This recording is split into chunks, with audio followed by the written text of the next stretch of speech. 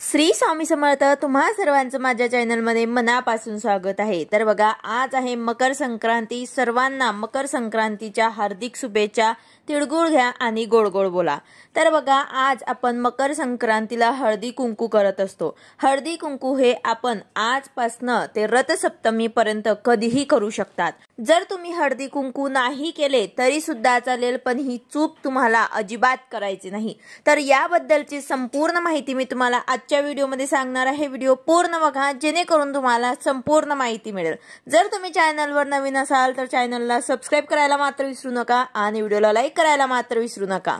तर बघा, नवीन वर्षात पहिला सण म्हणजेच मकर संक्रांती. सूर्य जेव्हा धनु राशीतून मकर राशीमध्ये प्रवेश करतो त्या दिवसाला मकर संक्रांती किंवा उत्तरायण म्हटलं जातं.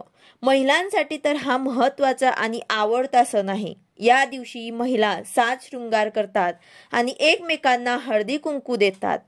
तसेच महिला सौभाग्याचं लेणं म्हणून वाण वाटतात. एकमेकांना वाण देण्याची ही पद्धत वर्षानुवर्ष चालत आलेली आहे. यासोबतच आपल्या घरामध्ये सुख समृद्धी राहावी, देवी लक्ष्मीची कृपा आपल्यावरती राहावी, यासाठी काही चुका देखील आपल्याला टाळायच्या आहेत. या चुका जर आपल्याकडनं कळत न कळतपणे झाल्या तर आपल्याला बरेच दोष लागू शकतात.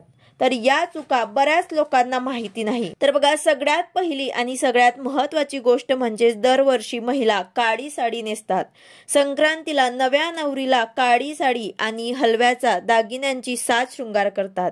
ही एक परंपरा आहे. संक्रांतीच्या दिवशी काळी साडी नेसण्यामागे एक विशेष शास्त्रीय कारण सुद्धा आहे आणि तितकंच त्याला महत्त्व देखील आहे. पण यंदा 2025 मध्ये मकर संक्रांतीला आपल्याला पिवळा रंग जो आहे तो वर्ज करायचा आहे. कारण यंदा मकर संक्रांत पिवळ्या रंगावरती आलेली आहे.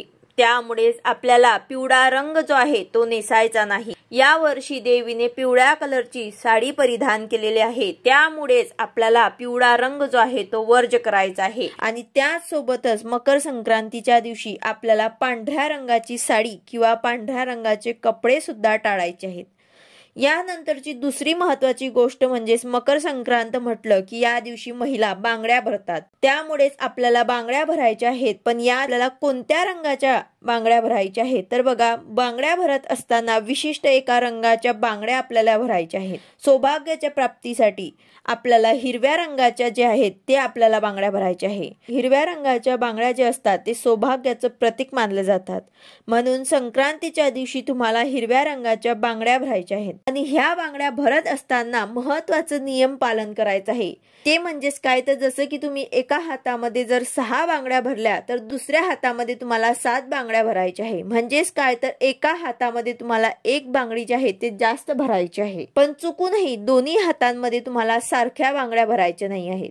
यानंतरची तिसरी गोष्ट जी आपल्याला मकर संक्रांतीच्या दिवशी टाळायची आहे ते म्हणजेच आपल्याला मकर संक्रांतीच्या दिवशी उपद्रवी अन्नाचं सेवन सुद्धा करायचं नाही आहे. ते म्हणजेच काय, तर मकर संक्रांतीच्या दिवशी आपल्याला कांदा लसूण वर्ज करायचा आहे. कांदा लसूण सोबतच आपल्याला मांसाहार सुद्धा आपल्याला टाळायचा आहे. त्याचबरोबर मकर संक्रांतीच्या दिवशी आपल्याला चुकीचं बोलायचं सुद्धा नाही. मोठ्या लोकांशीही म्हणा की इतर लोकांशीही आपल्याला कुठलाही वाद घालायचा नाही. वाईट भाषा वापरायची नाही. कारण असं म्हटलं जातं की मकर संक्रांतीच्या दिवशी कोणासाठीही चुकीचे शब्द हे वापरू नयेत आणि कोणावरही रागू नयेत. तिळगुळ घ्या आणि गोड गोड बोला असं वाक्य आपण मकर संक्रांतीच्या दिवशी सर्वांना बोलत असतो. तर कोणासाठीही या दिवशी अपशब्द वापरू नयेत. असं केल्याने आपल्याला काही दोष आणि पाप सुद्धा लागत असतात. त्यासाठी आपल्याला या दिवशी कोणाबद्दलही काही चुकीचं बोलायचं नाही. त्यानंतरची पुढची गोष्ट आपल्याला ते आवर्जून टाळायची आहे. ते म्हणजे चुकूनही आपल्याला मकर संक्रांतीच्या दिवशी तुळशीची पानं तोडायची नाही. आता तुम्ही म्हणाल की रविवार नाही, एकादशी नाही, मग तुळशीची पानं का तोडायची नाहीत? तर बघा, मकर संक्रांतीच्या दिवशी तुळस ही तोडली जात नाही.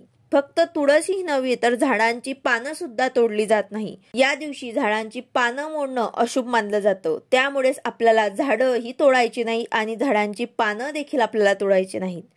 त्याचसोबत मकर संक्रांतीच्या दिवशी घरातील एखाद्या सदस्याला कुठल्याही प्रकारचं जर व्यसन असेल तर त्याचं सेवन करायचं नाही. जसं की दारू, सिगारेट, गुटखा इत्यादीचं सेवन मकर संक्रांतीच्या दिवशी तुम्हाला करायचं नाही. यांचं सेवन आपल्याला आवर्जून टाळायचं आहे. तसंच आपल्याला जास्त मसालेदार पदार्थ यांचं सेवन सुद्धा या दिवशी करायचं नाही। आणि जर तुम्हाला शक्य झालं तर पवित्र गंगेवरती जाऊन स्नान करायचं आहे, जेणेकरून आपल्यामध्ये असलेली नकारात्मकता, आपल्यामध्ये काही दोष असतील आणि कळत न कळतपणे आपल्याकडून काही चुका झालेल्या असतील तर त्या संपूर्णपणे नष्ट होतील। यासाठीच तुम्हाला जर शक्य असेल तर पवित्र गंगेवरती स्नान करा। तसेच तुम्हाला एक महत्त्वाची चूक टाळायची आहे, ती म्हणजेच मकर संक्रांतीच्या दिवशी कोणी तुमच्या घरी आलं, जसं की एखादं भिकारी साधू असेल, तर त्यांना रिकाम्या हाताने तुम्हाला पाठवायचं नाही। या दिवशी जर तुम्हाला शक्य झालं तर काळ्या तिळाचं दान करायचं आहे। त्याचसोबत तुमच्या घरामध्ये मकर संक्रांतीच्या दिवशी एखादी सवाष्ण स्त्री घरी आली तर तिला हळदी कुंकू नक्कीच लावा, कारण संक्रांत म्हटलं म्हणजेच हळदी कुंकू तिळगुळ याला विशेष महत्त्व दिलं जातं। तर या प्रकारच्या चुका आपल्याला या दिवशी मकर संक्रांतीच्या दिवशी आवर्जून टाळायच्या आहेत। व्हिडिओ आवडला असेल तर लाईक करा, शेअर करा, सबस्क्राईब करा। भेटूया अशाच नवीन व्हिडिओ सोबत। श्री स्वामी समर्थ।